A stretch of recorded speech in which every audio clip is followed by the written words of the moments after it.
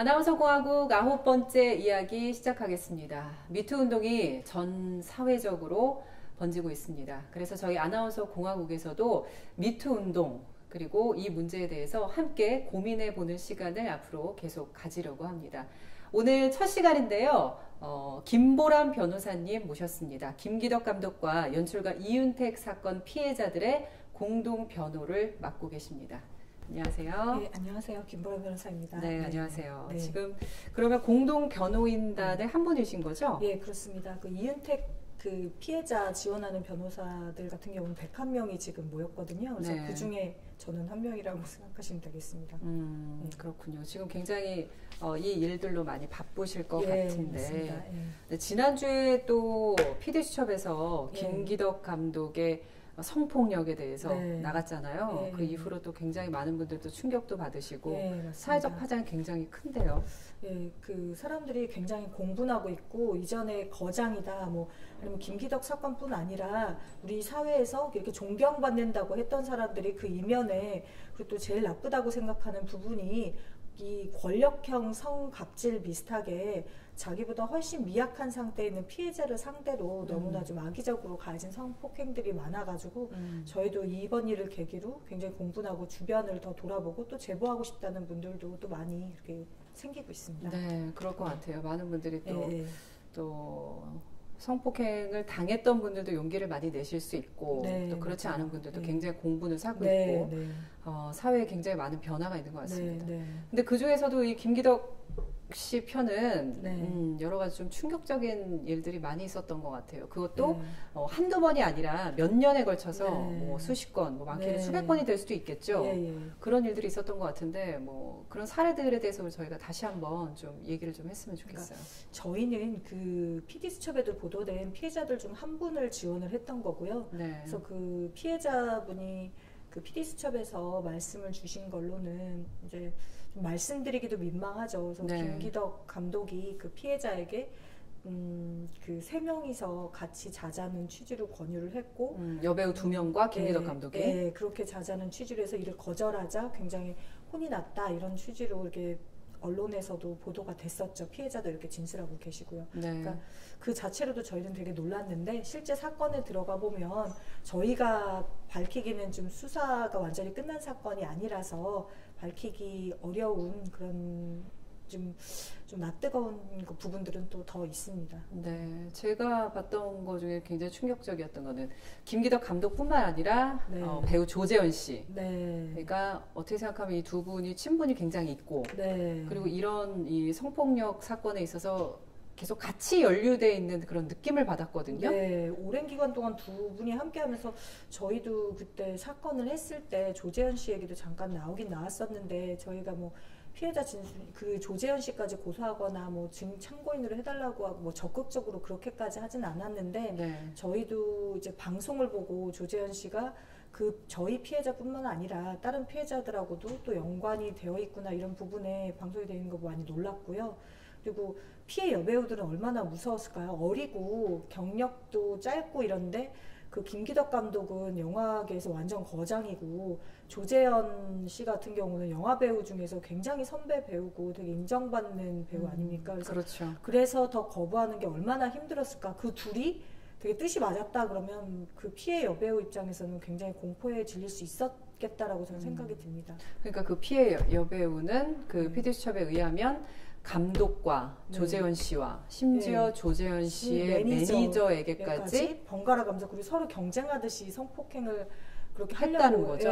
시도가 아니라 했다는 매니저는 시도를 했는데 매니저는 시도를 김기덕 감독이 해주지 그랬어 뭐 이렇게 얘기를 했다 그러기도 하고 저희가 그렇게 이입을 해보면 굉장히 큰 회사에 뭐 회장님이랑 사장님이 여직원한테 그렇게 번갈아가면서 하는 거랑 그렇게 다르지 않거든요. 그래서 그냥 나오면 되지 이렇게 얘기하지만 그게 쉬울까요? 생계가 걸려있고 영화배우나 이제 배우들은 그거에 인생을 걸고 그렇게 준비를 하는데 얼마나 많이 고민을 하고 그리고 그 문학에도 그렇고 저희도 이런 사건을 접하면서 느끼는데 게 문학에도 굉장히 어떻게 보면 위계질서가 되게 중요하고 자신을 캐스팅하고 생사 여탈권을 쥐는 사람 그리고 한참 선배 이럴 때 노라는 말을 편하게 할 수 있는 분위기가 딸은 절대 아니고, 그러니까 우리 사회에서 여러분들이 생각하는 회사 다닐 때 싫으면 내가 그만두면 되지, 그거보다는 훨씬 어려운 분위기에 있다는 거를 좀 저도 알고 되게 놀랐거든요. 그래서 그 피해 여배우들이 참 많이 가슴 아팠을 것 같습니다. 그리고 정말 힘겨운 시간들을, 그래서 제가 마음이 되게 아팠던 게, 저는 이렇게 어둠 속에서 살고 생과 사를 이렇게 오고 가면서 이렇게 고민하는데, 이렇게 그 사람들만 왜 이렇게 잘 살고, 그리고 또 후배들이 당할지도 모른다, 이렇게 얘기를 하시는 거 보고 저도 마음이 되게 아팠거든요. 네. 그래서 실제로 이 방송을 보고 저희 피해자분은 저희는 이제 걱정을 했어요. 이게 보도가 너무 지금 너무 세지 않나. 그래서 걱정도 좀 했는데, 피해자분이 말씀하시고 이제 후회하시지 않을까 했는데, 약간 후회하시는 면도 있지만 그래도 본인도 이 방송을 통해서 위로받고 치유받고 많은 사람들이 나를 지지해주고 있구나, 그리고 내가 억울하게 당하고 가슴 아파하는 거에 좀 공감해 주시구나, 이걸로 좀 위로를 받은 면도 있다고 합니다. 그래서 네. 저도 진짜 그 피해자 입장에서 한번 생각을 네. 해봤는데, 물론 너무 억울하니까 이제 방송에서 네. 말씀을 하셨겠지만, 네. 그 이후에 혹시나 뭐 후회를 한다든지, 네. 뭐 또 다른 그런 뭐 본인을 공격하는 그런 댓글들이나 그런 말들이나 그런 게 있잖아요. 그런 것 때문에 내가 괜히 했나 이런 생각 하실 수도 있다고 생각했는데, 그래도 훨씬 위로받는 쪽이 더 그러니까 하기 전에도 고민 많이 하셨고, 그리고 물론 그런 것도 예상은 하셨을 거예요. 그렇게 악의적으로 얘기하는 경우나 뭐 되게 역풍이 불 것도 걱정이 되셨겠지만 용기를 내신 것 같은데, 그만큼 지금 불고 있는 미투 운동이, 미투 바람을 타면서 그래도 좀 국민들의 인식도 조금 성숙이 돼서 사회 구성원들이 이전과, 미투가 벌어지기 이전과 지금은 또 다른 것 같아요. 분위기나 이렇게 말씀을 주신 거나 생각하는 거나. 그래서 좀 내가 외롭지 않구나라는 그런 메시지를 받은 걸로도 굉장히 위로가 되셨을 거라고 생각합니다. 만약에 지금 미투 운동이 아니었으면 이런 폭로를 하면 10중 8구 그냥 묻히거든요. 묻히거나 아니면은 제가 성범죄 사건을 하다 보면 가슴 아픈 게, 그 가해자가 굉장히 힘이 있거나 사회에서 인정받는 지위일 경우에는 꽃뱀처럼 몰아버리는, 소위. 그래서 무얼 바라고 이렇게 한 건가, 이렇게 몰리기도 하기 때문에 그런 부분도 겁을 먹거든요. 근데 지금은 적어도 지금 불고 있는 미투 운동의 또 특징이 굉장히 사회적으로 힘있고 권력이 있고 되게 인정받는 사람들이 상대적으로 어리고 미약하고 그런 친구들을 상대로 힘이 없는, 그럴 때 국민들이 지지를 보내주고 있다는 점에서 저는 지금 뭐 우려하시는 부분들도 있지만 그래도 지금 가고 있는 방향은 저는 기대를 좀 하고 있습니다. 큰 차이가 있네요, 예전하고는. 다르다고, 이렇게 다른 인식이 이제 나오기 시작하는 거라고 보고요. 첫술밥에 배부른 건 아니니까 저희 우려되는 부분들은 차차 저희가 노력을 해 나가야 된다고 생각합니다. 그렇군요. 그리고 또 PD수첩에서 봤던 게 오디션인 것처럼 불러내서 계속 그 자리에서 음담 패설만 하고 뭐 상대방의 뭐 잘 수도 있다, 그리고 너의 뭐 성기는 어떨 것 같냐, 가슴 어떨 거다, 나는 어떨 것 같냐, 이런 식으로 음담 패설을 계속해서 그 여배우가 화장실 간다고 핑계를 대고 도망갔다는 인터뷰를 봤는데요. 그래서 그것도 지금 저 굉장히 깜짝 놀랐고요.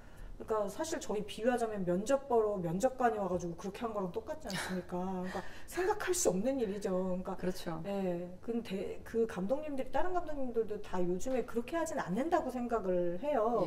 그래서 굉장히 많은 충격 받으셨을 것 같아서, 그 여배우의 후일담이 또 PD수첩에서 나온 거 보니까 왜 김기덕 감독이 영화 안 하냐, 그러니까 내가 그러면 몸 팔아서 영화 했으면 좋겠냐, 이렇게까지 피해자가 받아들이고 가슴 아파하셨다고 하는데, 이렇게 어렵게 용기 내신 부분이 다른 이렇게 영화배우 지망생이나 이런 분들한테도 그렇게 좀 좋은 사례가 됐으면 좋겠습니다. 그러니까 말이에요. 근데 이렇게까지 얘기했다는 거는 전 보면서 얼마나 이게 만연했을까. 되게 당연하게 생각했을 거고, 그 사람 불러서 만약에 네가 뭐 그런 몸을 주지 않으면 뭐 그런 자리를 줄 수 없다.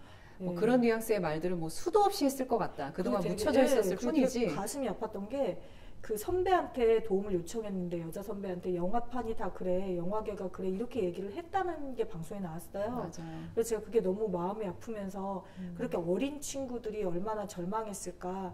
그리고 우리 사회에서도 직장 내 성희롱이나 성추행 같은 거 많이 저도 사례나 접하고 신고를 받기도 하고 하는데 그럴 때 선배들이 같이 싸워주기보다는 어떻게 방관자 역할을 지금까지는 해온 건 사실이에요. 네. 우리 업계가 그래 아니면 어떤 업계든지요. 우리 아니면 업계가 네가 그래. 참아라. 네가 참아. 네가 말한다고 달라지지 않아. 네. 그 사람이 다칠 것 같아. 네가 다칠 것 같아. 뭐 이런 얘기를 많이 듣고 좌절하는 친구들, 저 어린 친구들을 많이 봤거든요.